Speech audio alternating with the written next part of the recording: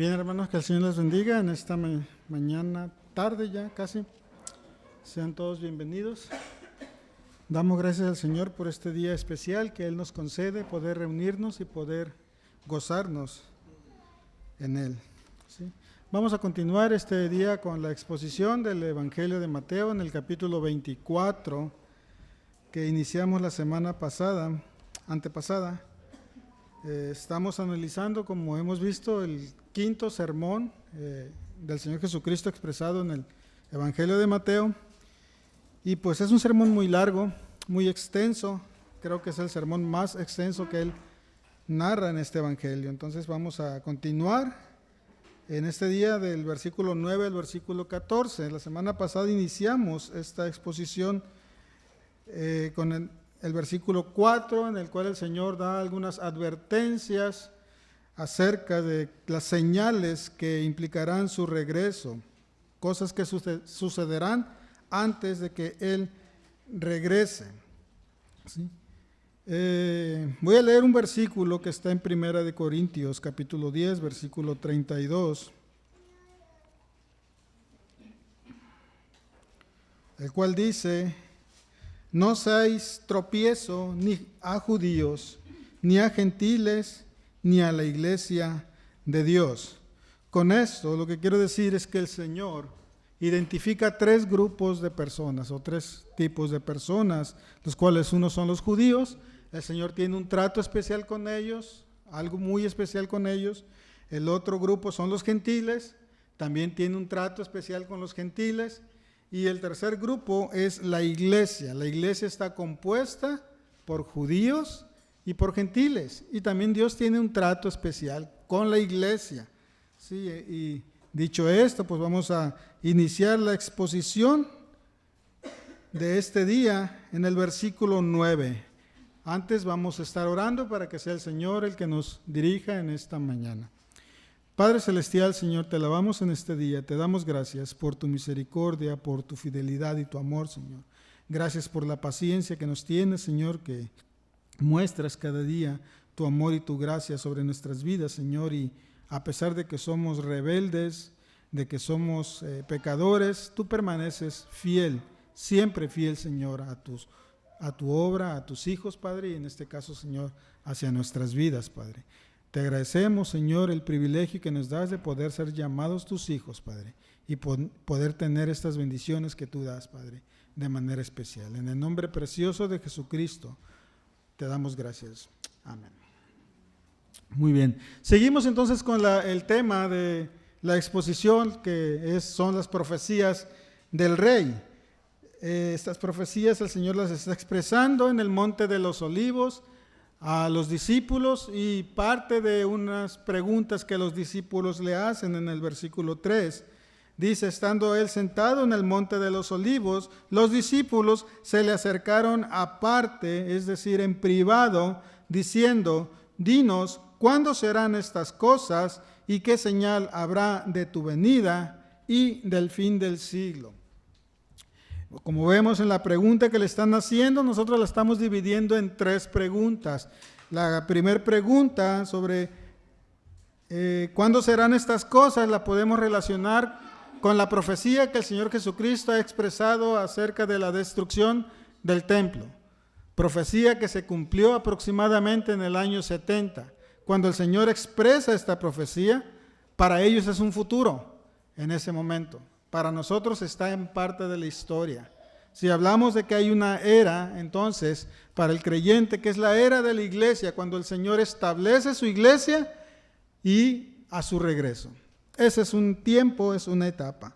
Si la semana pasada estuvimos viendo algunas señales que el Señor da, pero la exhortación no es enfocarnos a las señales, sino más bien a las advertencias que el Señor está haciendo. Como dice el versículo 4, mirad que nadie os engañe. Versículo 6, no te turbes, o sea, es decir, por las situaciones que están ocurriendo a tu alrededor, no se turbe, como dice el Señor Jesucristo en el Evangelio de Juan, no se turbe vuestro corazón, ni tengan miedo. Confiad, dice, yo he vencido al mundo. Y terminó el versículo 8 en base a lo que él ha expresado del versículo 4 al versículo 8 y dice esto solamente es un principio de dolores. Principio de dolores. Iniciamos el versículo 9 entonces y dice, entonces os entregarán a tribulación. Podemos decir entonces que los dolores se aproximan, se hacen más intensos, se hacen más fuertes. Y si lo vemos como analogía a un embarazo, podemos decir que estamos ya en las semanas 38, 39 y 40.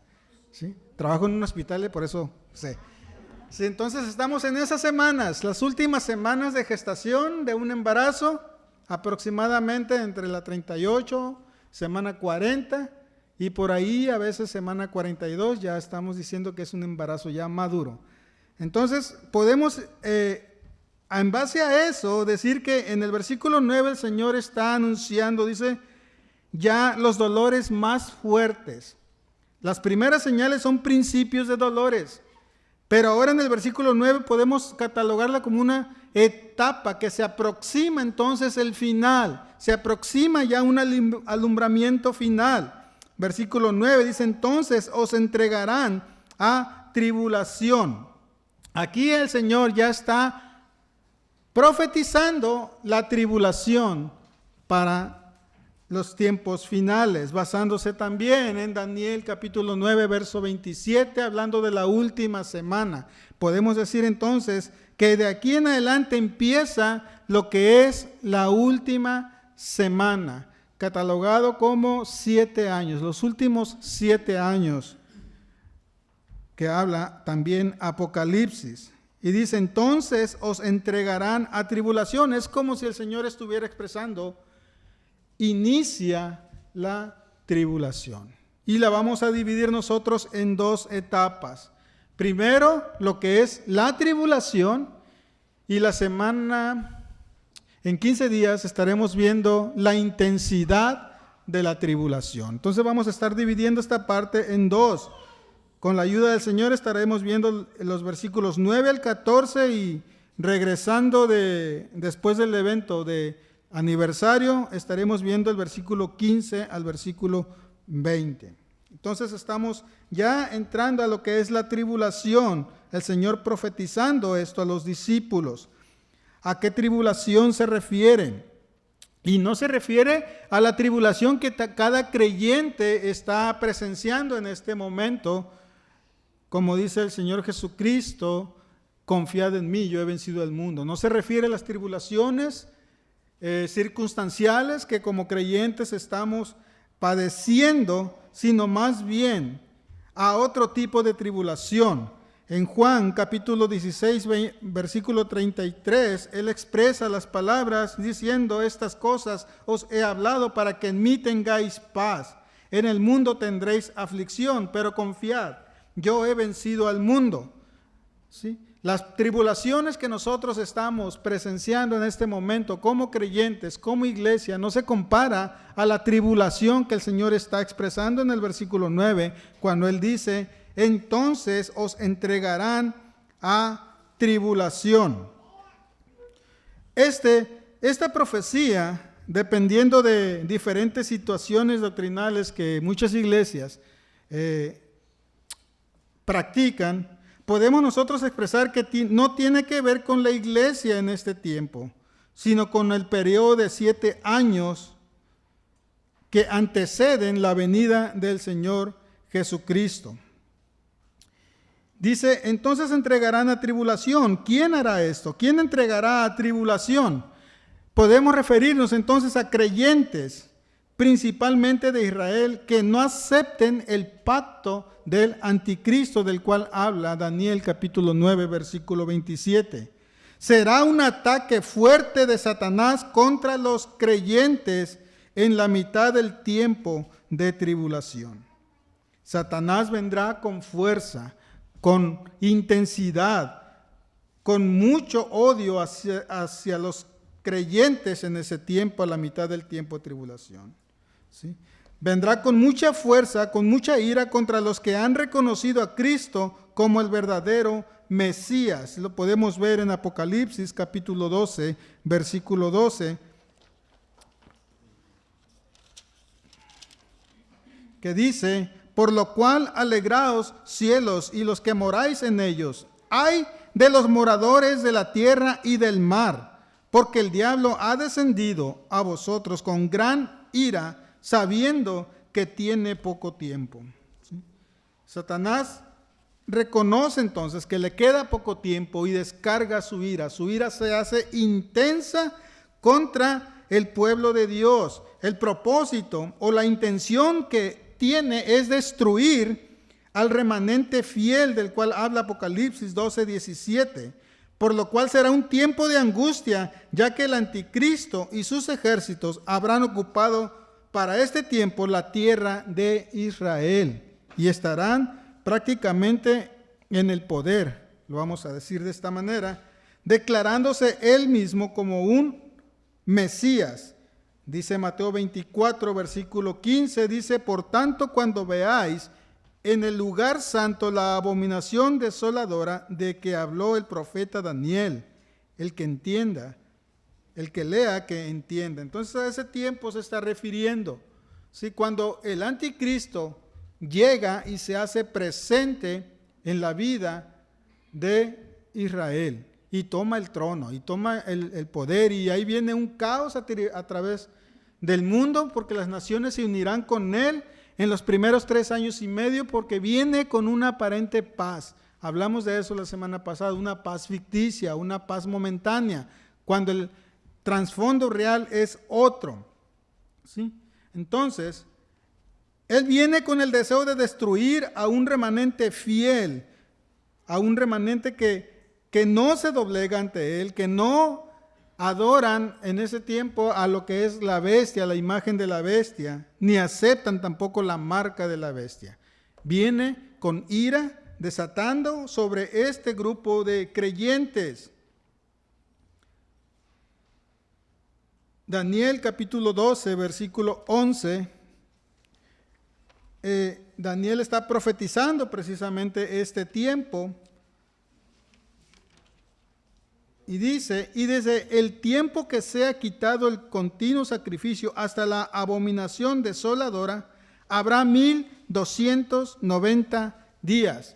Y si usted es bueno para las matemáticas, si usted divide estos días en meses y en años, encontrará que son 3 años y medio. 42 meses, 3 años y medio. La primera etapa de la tribulación. ¿Sí? Entonces está profetizado. Esto será una señal para el remanente fiel de Israel, y también será una etapa muy difícil y muy dura para los creyentes. Jeremías capítulo 30, versículo 7, podemos ver la profecía.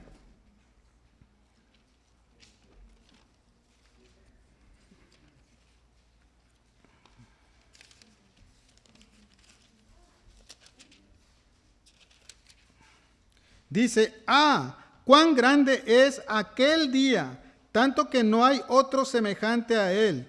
Tiempo de angustia para Jacob, pero de ella será librado. Entonces vemos que es una señal de que el anticristo estará actuando ya en el poder de Israel y queriendo gobernar al mundo. Y no solamente lo hará con poder político o social, sino que también estará obrando falsos milagros. Lo vemos en Apocalipsis 13, versículo 11. Son varias citas, hermanos. Voy a pedir que me tengan paciencia. Este tema, si lo queremos entender más a profundidad, me tocaría muchos domingos de manera muy pausada, muy lenta, pero vamos a tratar de ser breves en este tiempo. Apocalipsis capítulo 13, versículo 11 dice: después vi otra bestia que subía de la tierra y tenía 2 cuernos semejantes a los de un cordero, pero hablaba como dragón, y ejerce toda la autoridad de la primera bestia en presencia de ella, y hace que la tierra y los moradores de ella adoren a la primer bestia, cuya herida mortal fue sanada. También hace grandes señales, de tal manera que aún hace descender fuego del cielo a la tierra delante de los hombres, y engaña, dice, a los moradores de la tierra con las señales que se le ha permitido hacer en presencia de la bestia, mandando a los moradores de la tierra que le hagan imagen a la bestia que tiene la herida de espada y vivió. Aquí vemos entonces que el anticristo estará actuando no solamente con poder político, sino que también estará actuando con milagros que se le ha permitido hacer, dice. El propósito es que engañará a las personas que le siguen, por lo cual, viendo esta situación y regresando a Mateo capítulo 24, versículo 9, podemos entender entonces que la persecución contra los creyentes será muy intensa. ¿Por qué? Porque los creyentes, los verdaderos creyentes, los que son fieles al Señor, no aceptarán adorar a su imagen ni a seguir sus principios. Por eso es que dice que este hombre, este anticristo, actuará con gran ira, influenciado por Satanás, el enemigo principal de Cristo y de sus creyentes, actuando en contra de ellos para poder hacerles tropezar y hacerles caer. Vemos también en Apocalipsis 13, el versículo 15 en adelante, la acción que tendrá, dice, se le permitió infundir aliento a la imagen de la bestia para que la imagen hablase e hiciese matar a todo el que no la adorase.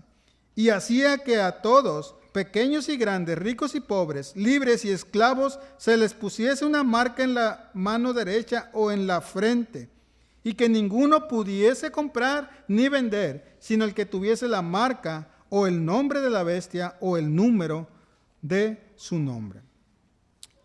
Viendo esto, los únicos que no aceptarán este tipo de requisitos serán los verdaderos creyentes. Y eso que quede claro, verdaderos creyentes. Este tipo de creyentes recibirán una persecución grande sobre sus vidas, porque estará en contra de este sistema religioso y político. Jesús anuncia algunos modos que involucran la aflicción. En el versículo 9 dice, os entregarán a tribulación. Esto podemos interpretar. Entonces llega el tiempo en que entramos en la tribulación. Y dice, versículo 9, y os matarán y seréis aborrecidos de todas las gentes por causa de mi nombre.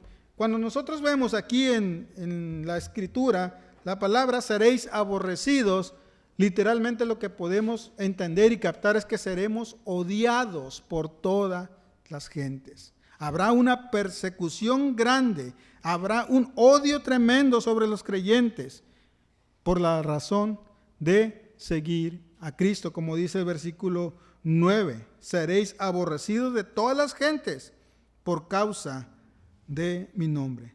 La razón es por la causa de Cristo. Y no será solo para el remanente fiel de Israel, sino que para todo el que crea. Por lo que muchos creyentes encontrarán la muerte en este tipo de acción. Lo vemos en Apocalipsis capítulo 6, versículo 9.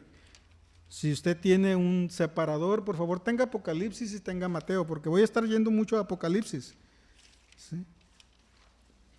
Apocalipsis capítulo 6, versículo 9 dice, cuando abrió el quinto sello, vi bajo el altar las almas de los que habían sido muertos por causa de la palabra de Dios y por el testimonio que tenían. Entonces vemos que inicia la persecución, inicia la tribulación y dice, y os matarán y seréis aborrecidos, esto es, serás odiado por todas las gentes. El motivo es por creer en el Señor Jesucristo. La gente aborrecerá a los creyentes por causa del nombre del Señor, por el testimonio y el compromiso que tienen como discípulos. Aunque este pasaje se refiere al tiempo que antecede a su regreso, es decir, a la tribulación, puede aplicarse actualmente. La gente que es influenciada por Satanás, es decir, que no reconoce al Señor Jesucristo, odia al creyente, odia todo lo que tiene relación con Cristo, con la iglesia, con todo lo que es el Señor, odia. Entonces, en ese tiempo solamente los que se identifican con Cristo mediante una experiencia de vida en personal podrán presenciar esta persecución. Por eso les dije ahorita, aclaro, solo el creyente verdadero, el creyente fiel, el creyente que realmente tiene a Cristo en su vida, va a presenciar este tipo de persecución. Filipenses 1:21 dice, porque para mí el vivir es Cristo y el morir es ganancia. En Gálatas 2:20, Pablo hablando otra vez, expresando de manera personal, dice, con Cristo estoy juntamente crucificado y ya no vivo yo, Cristo vive en mí. Y lo que ahora vivo en la fe, lo vivo en la fe del Hijo de Dios, el cual me amó y se entregó a sí mismo por mí. Entonces, estos dos versículos, poderlos expresar y poderlos aplicar y poderlos reflejar en tu manera, en tu estilo de vida, va a causar persecución a su vida. ¿Sí? ¿Por qué? Porque va contra todo este tipo de actitud y de enseñanza. Por eso, el verdadero creyente se tiene que identificar bien plenamente con Cristo para que sea Cristo quien te fortalezca y te dé la fuerza necesaria para pasar todo este tipo de situaciones. Jesús expresó de manera personal, dice, si a mí me han perseguido, si a mí me han seguido, también a vosotros perseguirán, en Juan capítulo 15, versículo 20. ¿Sí? La vida de un seguimiento fiel conduce a una experiencia de aflicciones. Si usted quiere seguir de manera fiel al Señor, va a padecer aflicciones. Si usted no padece aflicciones, entonces analicemos nuestra vida. ¿Estamos sirviendo realmente a nuestro Dios con fidelidad? ¿Estamos cómodos realmente en nuestra manera de vivir, en nuestro cristianismo que vivimos o que practicamos? Si nosotros vivimos de manera fiel, con un seguimiento fiel y como dice el apóstol, declarando realmente que para mí realmente el vivir es Cristo, entonces sí, a padecer persecución. Sí, segunda de Timoteo 3:12 dice que el que quiere vivir piadosamente va a padecer persecución. Entramos entonces, versículo 9, la tribulación, dice, os matarán, seréis aborrecidos, odiados por todas las gentes, y la razón principal es por solamente ser creyente, por ser un fiel seguidor del Señor Jesucristo. Versículo 10 dice, muchos tropezarán. Y aquí la idea de tropezar es de apostatar, de retroceder. A la angustia se le añade también tropiezos y odio. Es decir, llega la máxima intensidad de la tribulación, donde muchos, ahora sí, creyentes literales, creyentes light, muchos, dice, tropezarán, porque serán incapaces de soportar la tribulación. Por lo tanto, se retirarán de la fe. Y es la idea que el Señor Jesucristo está expresando. Muchos tropezarán. Les dije hace rato, el verdaderamente fiel, el creyente fiel, va a soportar y va a ir avanzando. Pero en este tipo de situación, las iglesias se van a vaciar, porque muchos tropezarán, muchos retrocederán, y esa es la idea cuando encontramos la palabra apostatar. Declinan de la fe, se retiran de la fe. Apostasía equivale a salida de o a dejar algo. ¿Sí? Y aquí vemos que la idea de la apostasía aquí señala el abandono de la fe. Creyentes, se retirarán. Creyentes que no están identificados con Cristo ni con su palabra, que solamente son eventuales de una semana y otra no, creyentes eventuales van a tropezar, no van a soportar una tribulación, no soportarán una persecución, van a apostatar de la fe. Y esa apostasía va a conducir a la aparición del hombre de pecado y el establecimiento, aceptación de un sistema religioso nominal, que es el anticristo. Aceptar cosas que no van de acuerdo a la palabra de Dios. En aquel tiempo se hará negación y abandono de principios básicos de la fe cristiana, que al ser negados por los incrédulos en todo el tiempo de la iglesia, se va a manifestar con mayor intensidad en los tiempos de tribulación. Y cuando hablo de doctrinas básicas de la fe, estamos hablando de que negar a Dios. Dice el hombre necio en su corazón, no hay Dios. Doctrina básica de fe. Estarán negando a Dios, estarán negando a Cristo, su encarnación, diciendo que era un gran maestro, que es un hombre normal, no aceptando su deidad. También estarán negando la fe. Como dice en 2 de Timoteo 4, dice, algunos apostatarán de la fe en los tiempos postreros. Personas que negarán la fe. Personas que estarán negando el vivir una vida consagrada a Dios. ¿Sí? Hay personas que no les interesa vivir una vida consagrada a Dios. Dicen, no, pues yo creo a mi manera y esta es mi manera de vivir. Sin embargo, el Señor nos llama a ser consagrados a Él, de tener libertad cristiana, de lo moral, y eso lo estamos viendo ahorita en la actualidad, cómo lo moral se está perdiendo ahora, viendo matrimonios igualitarios, viendo personas que dicen, yo no me siento hombre, soy una mujer atrapada en un cuerpo de un hombre. Eso es apostasía. Están negando cosas moralmente que Dios ha establecido en su palabra para vivir acuerdo a sus pensamientos y a sus ideas. Y todo eso es porque el espíritu del engaño está en sus vidas y están aceptando todo este tipo de situación. También estarán negando la autoridad de la palabra de Dios. Lo que debe regir para un verdadero creyente es aceptar, creer y vivir la palabra de Dios. Sin embargo, le estarán devaluando su autoridad, queriendo vivir a su manera.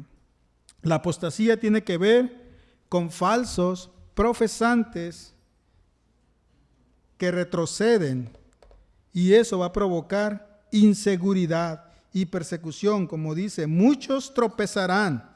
Falsos creyentes, falsos profesantes, tropiezan y declinan. ¿Y qué va a provocar eso? Entonces os entregarán unos a otros. Esta apostasía, estos falsos profesantes que retroceden, van a actuar ahora en contra.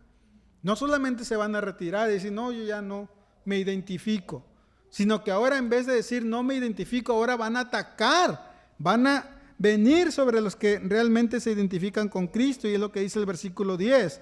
Muchos tropezarán entonces y se entregarán unos a otros, y unos a otros se aborrecerán. ¿Sí?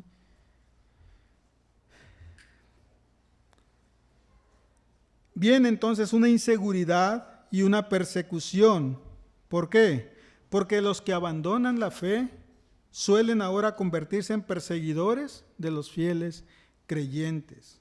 Se entregarán unos a otros y unos a otros. Se aborrecerán. Eso quiere decir que la conciencia endurecida anula los sentimientos aún con la misma familia. De manera que los creyentes serán acusados, denunciados y perseguidos por la misma familia y por sus mejores amigos. Esa familia y esos mejores amigos que ahorita podemos tener, y si no son creyentes, ellos mismos van a estar en contra del verdadero creyente. ¿Sí? Esto va a terminar con una muerte intensa de creyentes, como dice Apocalipsis capítulo 20, versículo 4.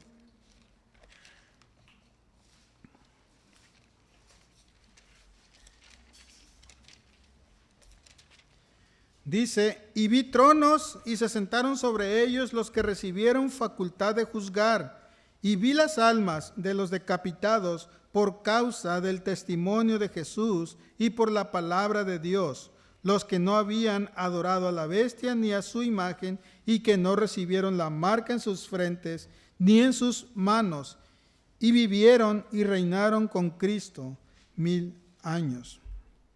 ¿Sí? Muchos creyentes morirán en el tiempo de tribulación porque no aceptarán este tipo de actos ni de este tipo de adoración.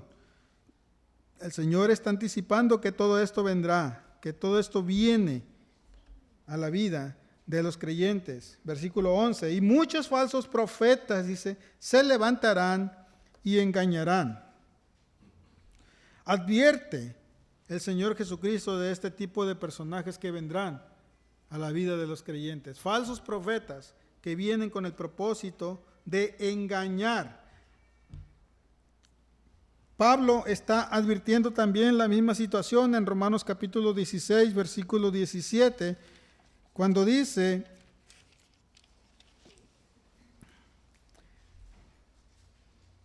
mas os ruego, hermanos, que os fijéis en los que causan divisiones y tropiezos en contra de la doctrina que vosotros habéis aprendido, y que os apartéis de ellos.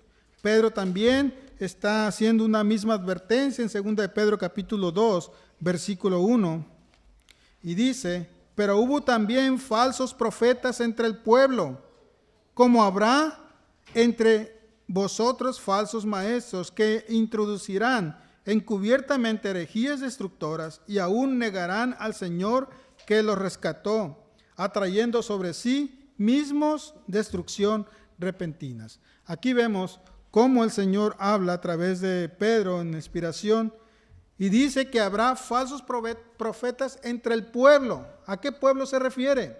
Al pueblo de Israel.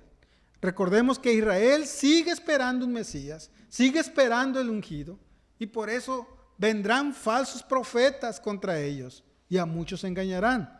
Pero luego habla la iglesia, dice: como habrá entre vosotros falsos maestros.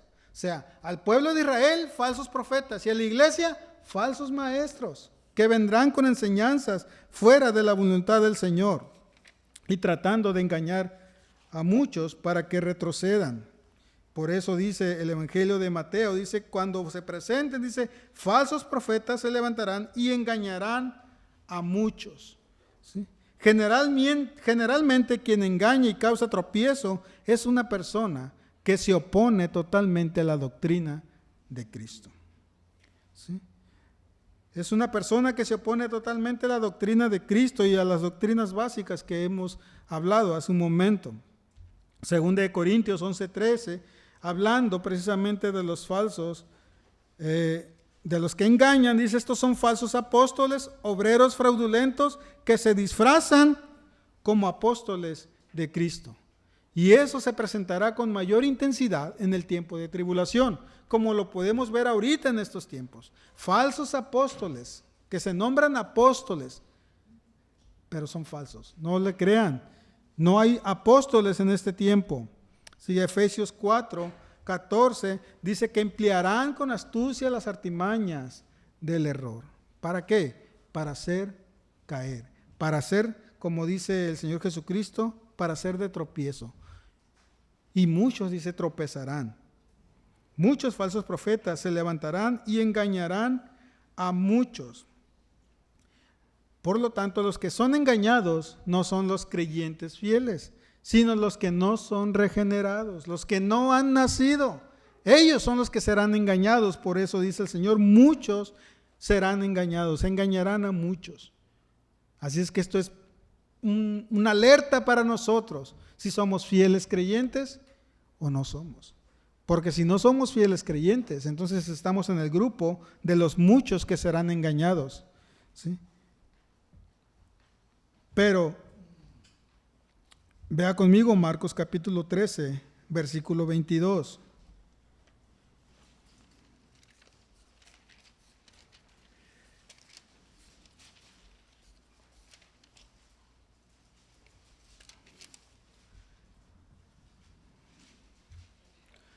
Dice versículo 22: porque se levantarán falsos cristos y falsos profetas, y harán señales y prodigios para engañar, si fuese posible, aún a los escogidos.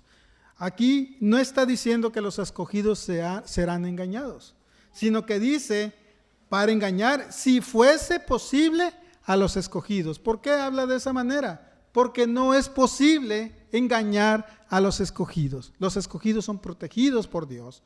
El Espíritu Santo está en sus vidas. El Espíritu Santo viene con el propósito de enseñar todas las cosas, dice el Señor, que os he enseñado. Y Él los va a guiar a toda justicia y a toda verdad. Por lo tanto, los escogidos tienen el Espíritu Santo. No entran en el grupo de ser engañados. Por eso dice que los falsos profetas y falsos cristos harán señales y prodigios para engañar, si fuese posible, aún a los escogidos. Los engañados son los no regenerados, los que no han nacido. Y el engaño será una nota dominante en el tiempo final. En la etapa de la tribulación será algo intenso, ¿sí? Será algo muy grande. Los que reciben el mensaje engañoso son los que se niegan a recibir la palabra de verdad. Segunda de Tesalonicenses capítulo 2, versículo 10.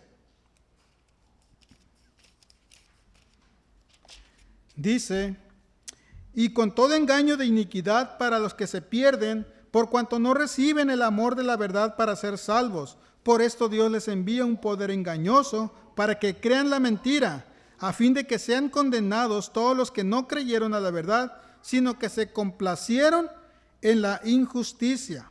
¿Sí? Entonces, los que reciben este mensaje engañoso de los falsos profetas y los falsos maestros son los que se niegan precisamente a recibir el mensaje de la verdad. No la reciben porque no tienen el interés por la verdad. Aman la mentira, porque dice el Señor en Juan 3:19 que aman las tinieblas para que la verdad no salga a la luz. ¿Sí? Sus obras son malas. El endurecimiento es mediante al envío de un poder engañoso. Lo vimos aquí en Tesalonicenses. Por esto Dios les envía un poder engañoso para que crean la mentira. Esto no quiere decir que Dios va a estar haciendo eso o induciendo a que crean a la mentira.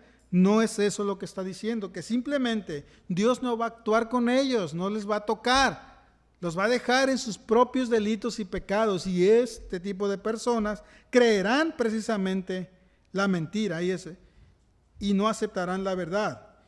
O sea, se confirma lo que han escogido, confirmando la dureza de su corazón, y como resultado será que creerán la mentira con la consecuencia de ser condenados, por lo cual se pierden por haber rechazado la verdad que les fue predicada.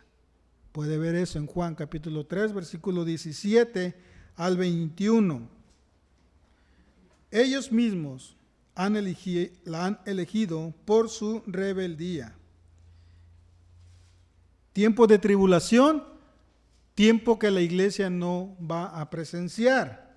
¿Sí? La iglesia será trasladada a la presencia de Dios, ¿sí? Quedando entonces un sistema religioso nominal, como les dije al principio, un sistema que profesa religiosidad, pero no personas salvas. Juan capítulo 2, 18 dice que van a negar a Cristo en 1 Juan 2, 18. ¿Sí? Y esta negación se puede manifestar de diferentes maneras. Número 1 puede ser que niegan precisamente la encarnación de Jesucristo, la encarnación del Verbo en 1 Juan 4:3. Hace un momento, la semana pasada, estuvimos aprendiendo en la escuela dominical cómo conocer a un Dios santo, y una de las doctrinas es precisamente esa, que Jesucristo se encarnó, se hizo hombre. Hay doctrinas que niegan esto, hay doctrinas que no aceptan este tipo de enseñanza. Entonces,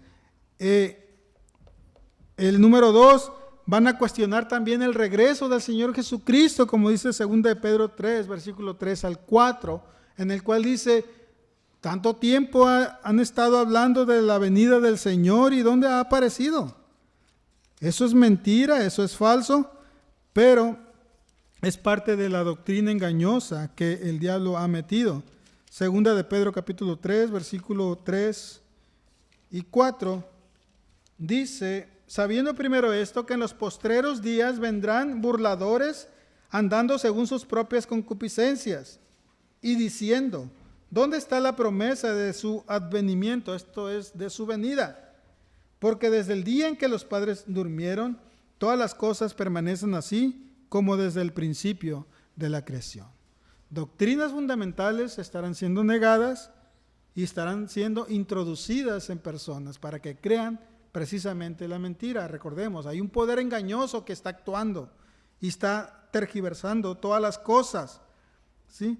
En 1 Timoteo 4:3 dice que este tipo de manifestación también conducirá a negar la fe. en los postreros días, dice, muchos apostatarán de la fe. Y 2 de Timoteo 4, versículos 3 y 4, también cuestionarán las doctrinas bíblicas.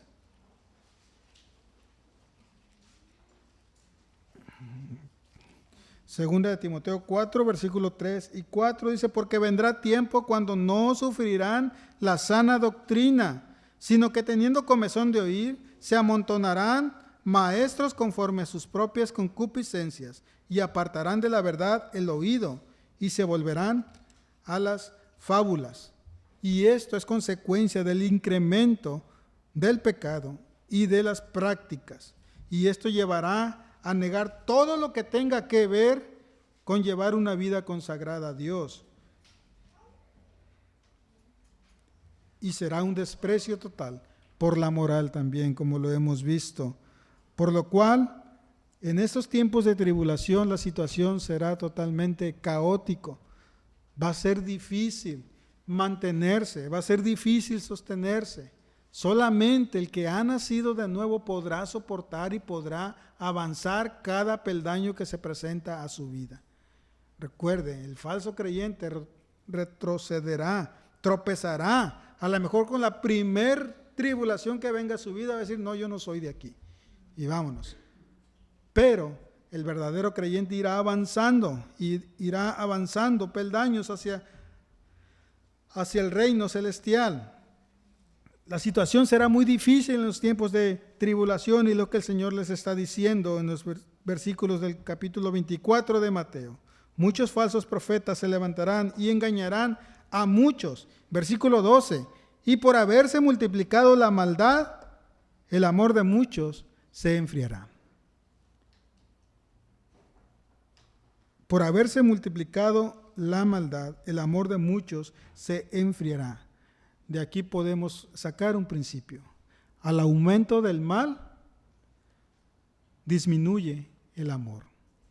Si el mal aumenta, disminuye el amor. Esto quiere decir que dejarán a un lado el amor desinteresado con el que Dios ama y que también nos demanda a nosotros hacer. Amar desinteresadamente quedará a un lado, se enfriará el amor, consecuencia de que la maldad ha crecido.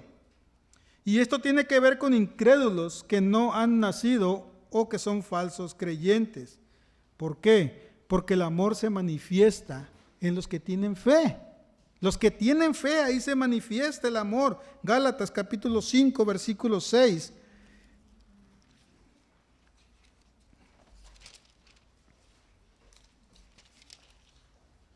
Dice, porque en Cristo Jesús ni la circuncisión vale, ni la incircuncisión, sino la fe que obra por el amor. Sino la fe que obra por el amor.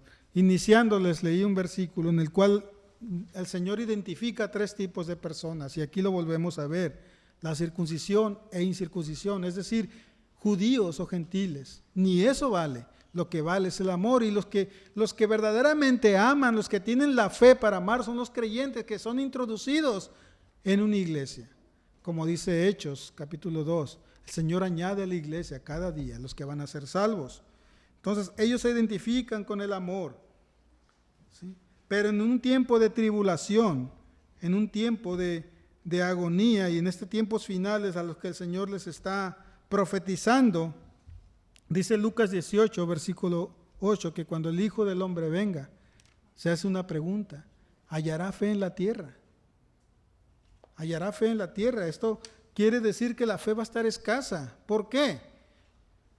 Creemos bíblicamente que la iglesia no va a padecer la tribulación, que la iglesia es levantada por el Señor, por lo cual los que quedan son pocos, son mínimos. Solamente los escogidos de Dios tendrán una verdadera fe. Pero al ser pocos, el amor se va a enfriar. Es decir, dejará de manifestar el calor que tiene una sociedad donde existe la presencia de creyentes. Cuando estaba estudiando este tema me vino a la mente cuando Abraham está hablando con Dios, intercediendo por su sobrino. Su sobrino estaba en 2 ciudades, en medio de 2 ciudades, Sodoma y Gomorra. Y el Señor dice, voy a destruir la ciudad. Y el Señor, hablando con Abraham, Abraham le dice, ¿y si hubiera 50 justos? Dice, por 50 justos me abstengo. Y así va, voy a hacer un resumen, va bajando de 50, 40, 30, 20, hasta que dice, si hay un justo, por ese justo no destruye. ¿Qué hace el Señor? Manda ángeles y saca a Lot, ¿sí? En la historia. Es una analogía de lo que sucederá en el fin del mundo. El Señor manda ángeles a rescatar a su iglesia. Él manda ángeles a rescatar a su iglesia, a no padecer precisamente tribulación. Es una analogía que hago. No quiero que lo hagan doctrina esto, sino que un ejemplo que estoy diciendo, ¿sí? Los escogidos que Dios tiene van a perseverar en la fe, porque Dios los hace perseverar. Los creyentes van a retroceder, porque no tienen precisamente la fe que Dios les da para seguir adelante. Versículo 13 dice, mas el que persevere hasta el fin, este será salvo. Este texto ha sido usado muchas veces erróneamente al decir que el que persevera es el que va a ser salvo y el que no persevere pierde la salvación. Y no se refiere a eso. No se refiere a perder la salvación. La salvación no es nuestra, es del Señor. El Señor salva. Y cuando salva, salva para siempre. Y no existe entonces una pérdida de salvación.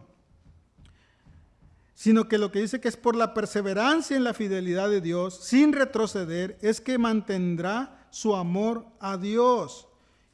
No habla de perder la salvación, sino de un tiempo de tribulación en el que muchos se apartan de la fe, porque no le han recibido. Los fieles se mantienen firmes con la fe en Dios que les permite ser fieles, aún en medio de la prueba.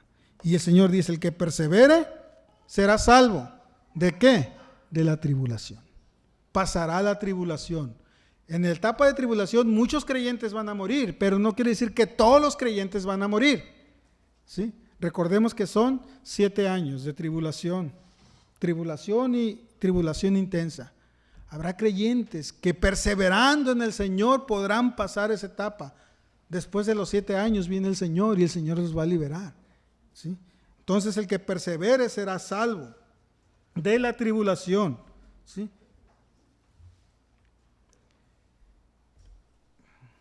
Quien no es salvo abandonará la fe y se apartará. El fiel permanece en el Señor. Siempre va a permanecer en el Señor. Y es a los que se refiere precisamente Apocalipsis 24. Y leemos ahí en Apocalipsis capítulo 20, versículo 4. Dice, y vi tronos y se sentaron sobre ellos los que recibieron facultad de juzgar. Y vi las almas de los decapitados por causa del testimonio de Jesús y por la palabra de Dios. Ahí está uno. Pero dice que también vio a los que no adoraron a la bestia ni a su imagen y que no recibieron la marca en sus frentes ni en sus manos, y vivieron y reinaron con Cristo 1000 años. Unos mueren, otros perseveran.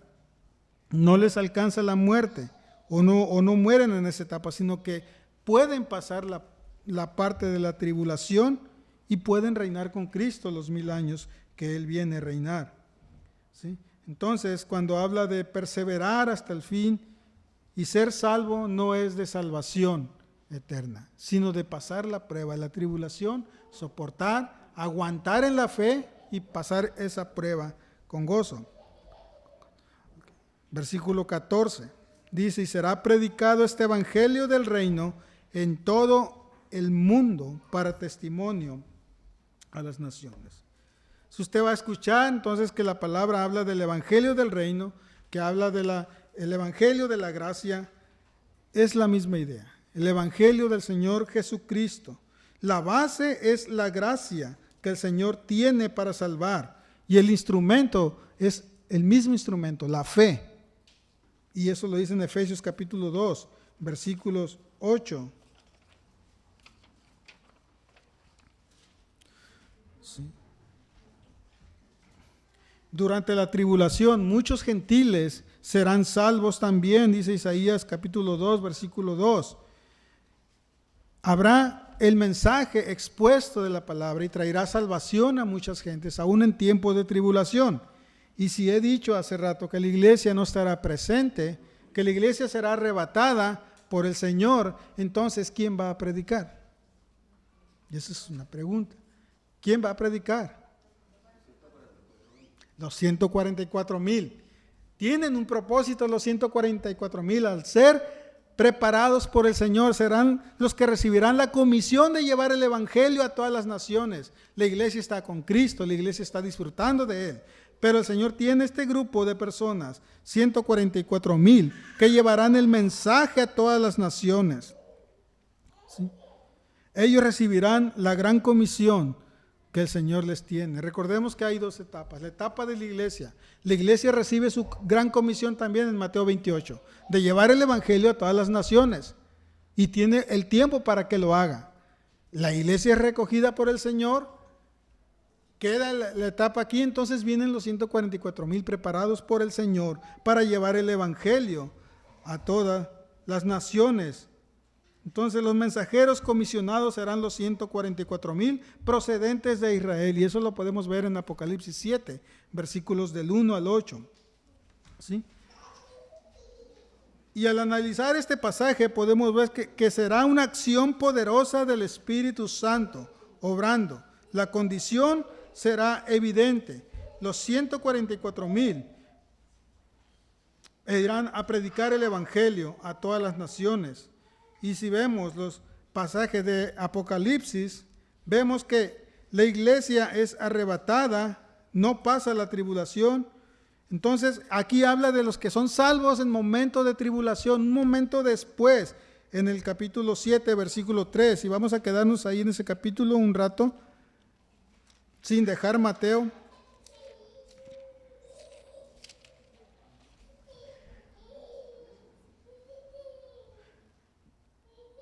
Dice versículo 3, diciendo: no hagáis daño a la tierra, ni al mar, ni a los árboles, hasta que hayamos sellado en sus frentes a los siervos de nuestro Dios. ¿Quién es el que sella?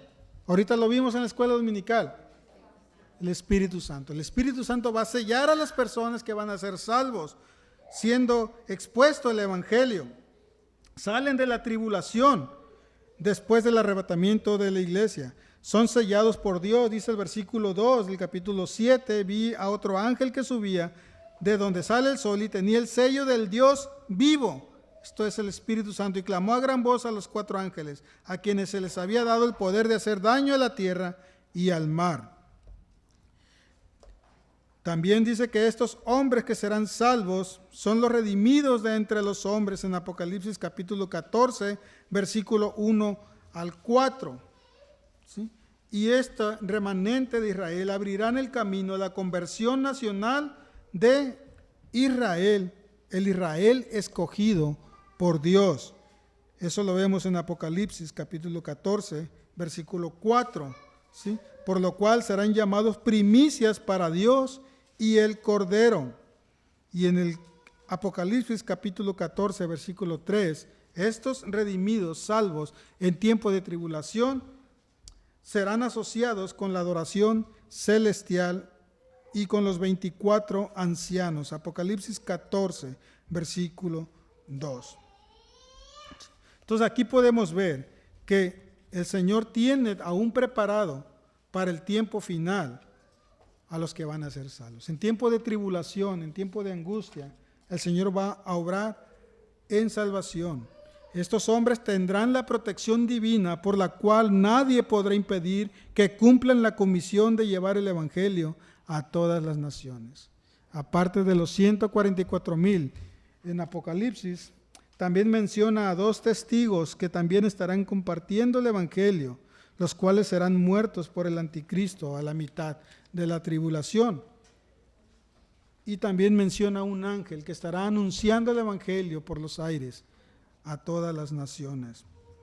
Entonces, los que son salvos en tiempos de tribulación serán salvos, sellados por el Espíritu Santo, vendrán a salvación eterna por Dios al ser expuestos al evangelio.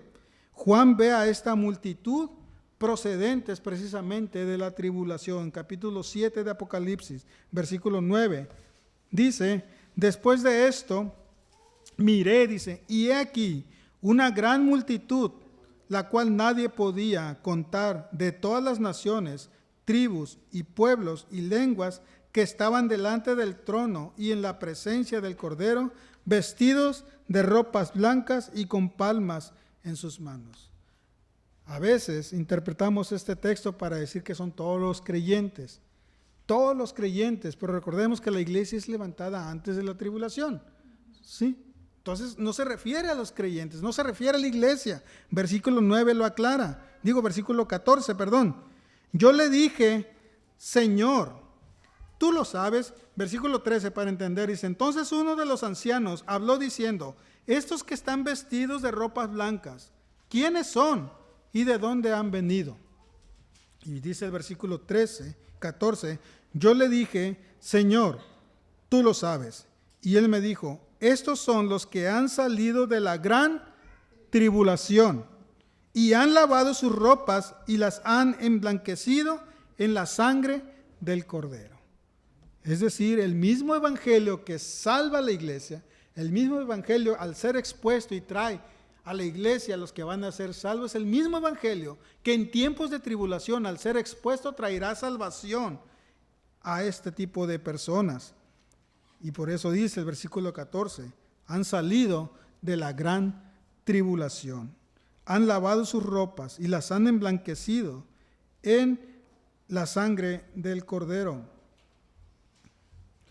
Por lo cual, al leer este versículo, podemos ver que realmente son salvos porque sus ropas han sido blanqueadas, dice el versículo 14.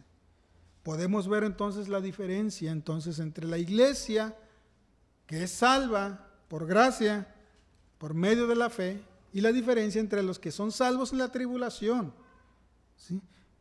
La iglesia es arrebatada antes, dice 1 Tesalonicenses 1:10. Dios impide su presencia en la tierra durante el día de la ira venidera. Eso lo vemos en Apocalipsis 3:10. Dios guarda a su iglesia de pasar este tipo de situaciones.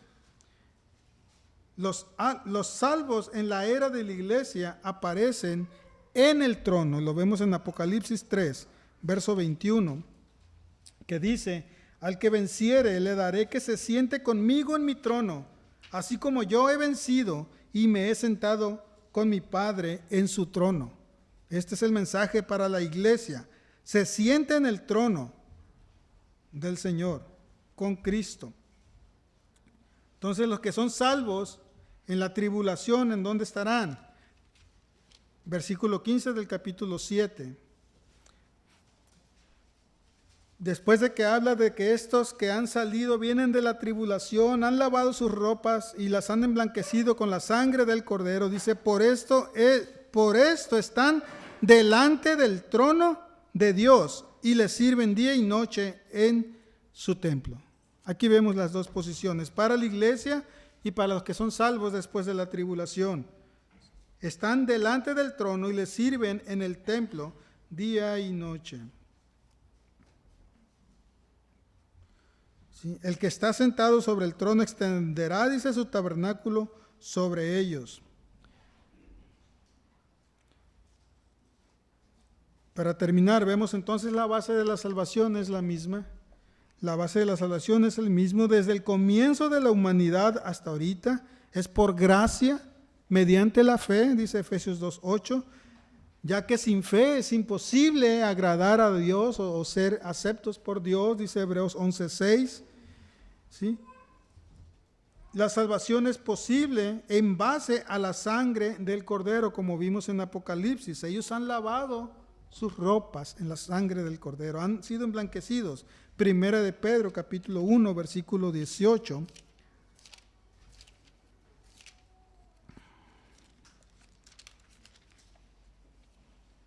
Dice, sabiendo que fuiste rescatados de vuestra vana manera de vivir, la cual recibiste de vuestros padres, no con cosas corruptibles como oro o plata, sino con la sangre preciosa de Cristo, como de un cordero sin mancha y sin contaminación, ya destinado, dice, desde antes de la fundación del mundo, pero manifestado en los postreros tiempos por amor de vosotros. Por lo cual, dice versículo 14 de Mateo, y será predicado este evangelio del reino en todo el mundo para testimonio de todas las naciones. Esto quiere decir que ninguna nación quedará exenta sin el testimonio del evangelio del Señor Jesucristo. Y dice el Señor aquí, versículo 14, y en la etapa final dice, y entonces vendrá el fin. Entonces vendrá el fin. Jesús quiso enfatizar que no se producirá el fin de la época y de su segunda venida sin que transcurra un tiempo de tribulación. Profetizado en Daniel y en otros profetas, un tiempo de 7 años, 3 años de tribulación, 3 años y medio de intensa tribulación. Y después de ese tiempo, entonces dice, vendrá el fin. Ahora, no era para que pensaras tú en todo este tipo de situaciones que podemos estar presenciando este mensaje, sino que para que analicemos nuestra vida. Estuve enfatizando mucho en la apostasía, estuve enfatizando mucho en falsos creyentes, estuve enfatizando mucho en personas que retroceden, que se alejan. La pregunta entonces, ¿cuál es tu prioridad en tu vida? ¿Cuál es tu prioridad? ¿Realmente es la iglesia, estar en la iglesia, pertenecer a la iglesia de Cristo? Recuerde que Cristo viene por una iglesia universal, por su iglesia, por su novia. Y la pregunta es, ¿realmente perteneces a esa iglesia? ¿Realmente estás dentro? ¿Es tu prioridad estar en la iglesia? ¿Te identificas con la iglesia? Hablamos de identidad también hace poco. Los verdaderos cristianos se identifican con Cristo, tienen su identidad. En el Descubra lo aprendes, tienes la camisa bien puesta. De ahí viene la pregunta, ¿te identificas realmente con la iglesia? Como dicen los pasajes de Pablo, Cristo vive en ti. Tú puedes expresar realmente lo que ahora vivo en la carne, lo vivo en la fe del Hijo de Dios. Lo puedes decir claramente, decir, es así mi vida, lo vivo en la fe del Hijo de Dios. Te estás identificando con Cristo, te estás identificando con la iglesia, te estás comprometiendo con ella, como dice Hebreos 10, no dejándote de congregarte, asistiendo. Tienes el anhelo cada sábado en la tarde de poder alistar tu ropa, a tener todo listo porque el domingo es el día del Señor y tienes que estar congregado. Tienes que estar con la familia, tienes que estar con tu iglesia. El Señor está hablando a sus discípulos. Vendrán tiempos difíciles, pero les está diciendo, los falsos van a retroceder, van a apostatar, se van a alejar.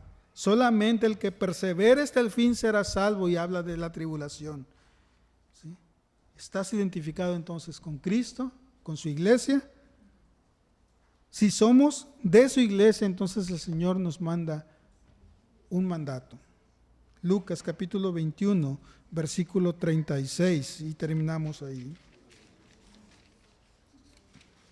Lucas 21, versículo 36.